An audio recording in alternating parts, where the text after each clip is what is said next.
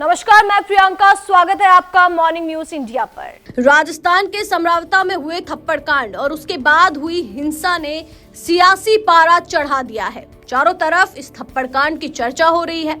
सियासी गलियारों में नरेश मीणा के थप्पड़ कांड की जमकर गूंज है। वहीं अब धीरे धीरे सबको ये समझ आ रहा है कि नरेश मीणा ने जिस एसडीएम को थप्पड़ मारा था वो कोई दूध का धुला नहीं है। उसी बीच अब एक सवाल है जो चर्चा का विषय बना हुआ है। इस घटना से निर्दलीय उम्मीदवार नरेश मीणा की सियासत पर क्या असर होगा, ये हर कोई जानना चाहता है। तो चलिए आपको बताते हैं क्या है पूरा मामला। राजस्थान में बीते दिनों थप्पड़ कांड के बाद समरावता में हुई हिंसा से सियासी पारे में जमकर हलचल है। इस बीच राजनीतिक गलियारों में इस बात को लेकर चर्चा है कि इस कांड से कांग्रेस के बागी और निर्दलीय उम्मीदवार नरेश मीणा की सियासत को कितना फायदा मिलेगा। क्या इससे उनके राजनीतिक करियर में चमक आएगी या फिर इस घटना के बाद वो एक साजिश का शिकार होकर कहीं फीके पड़ जाएंगे। तो आपको बता दें, देवली उनियारा के उपचुनाव में मीणा समाज का नरेश मीणा को काफी समर्थन देखने को मिल रहा है। ऐसे में अब आगामी चुनाव परिणामों को लेकर तरह तरह की अटकलें लगाई जा रही है। चुनाव परिणाम में किसका पलड़ा भारी रहने वाला है, इसको लेकर जानकार लोग सियासी जोड़ गुना और बाकी लगाने में जुटे हुए हैं। वहीं थप्पड़ कांड के बाद लोग नरेश मीणा की जीत को लेकर भी अपने अलग अलग दावे करते नजर आ रहे हैं। इधर नरेश मीणा के पक्ष के समर्थन लोगों में इस बार मीणा वोटर्स का काफी क्रेज देखने को मिला।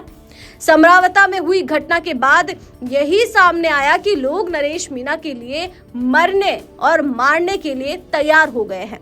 इधर राजनीतिक जानकार लोगों का कहना है कि उपचुनाव के दिन बुधवार दोपहर हुए इस प्रकरण से नरेश को वोटिंग में कुछ फायदा पहुंच सकता है, लेकिन ये नहीं कहा जा सकता कि थप्पड़ कांड से उनकी जीत की राह खुलेगी। देवली उनियारा विधानसभा सीट मीणा और गुर्जर जाति की बाहुल्य सीट है। यहाँ 3 लाख से ऊपर मतदाता है। 13 नवंबर को इस सीट पर 65.51% मतदान हुआ, जो पिछली बार की अपेक्षा कम रहा है। पिछली बार 2023 के चुनाव में यहाँ 68% मतदान हुआ था। इधर जातिगत समीकरण की बात करें तो यहाँ सबसे बड़ा वोट बैंक मीणा समाज का है, जहाँ करीब 52,000 से ऊपर मीणा वोटर्स हैं, जबकि गुर्जर समाज के 44,000 के आसपास वोटर्स हैं। ऐसे में कयास है कि नरेश मीणा को इस चीज का फायदा मिल सकता है और वो इस बार विधायक बन सकते हैं। उसी के साथ आपको बता दें कि समरावता कांड के बाद जिला प्रशासन और एसडीएम ने 4 गंभीर धाराओं के तहत तगड़ा केस बनाया है, जिसके चलते नरेश मीणा लंबे समय तक हिरासत में रह सकते हैं।